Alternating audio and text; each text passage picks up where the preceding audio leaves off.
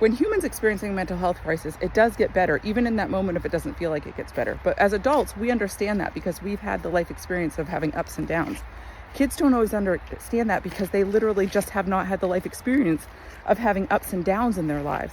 So they may not feel, it may feel very permanent to them, and they may not feel like it's going to get better. Walk with me, let's talk about it. My name is Amanda Sidell. I'm a licensed clinical social worker. I'm an inspired coach with the Inspired Consulting Group, specializing in parenting coaching, particularly supporting parents who have a child who is struggling with their mental health. I'm a parent who supported a child through a mental health crisis. So when children have their first mental health crisis, it feels awful. It feels permanent. It feels they don't have the perspective that you can get through this, that they may not have the perspective that life goes on. Life has hard times and good times. And so it may feel very, very permanent to them.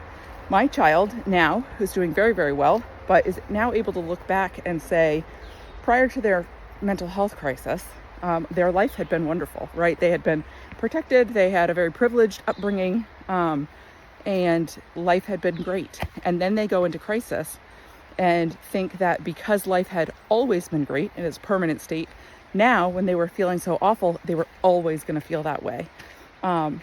They've gotten through this, and so now they're able to look back and see that no emotional state is permanent. Everything passes.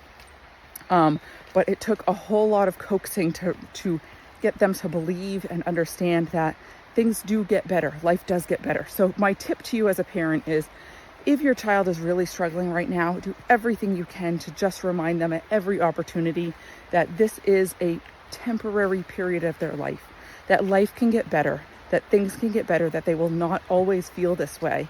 I try and use examples of just in smaller moments of their life where, oh, do you remember this time you felt sad and it felt very intense and like it wasn't going to get any better, and then a week later you felt great. And so trying to break it down into these micro moments of ups and downs may help them to feel like, or realize that they won't always feel this bad.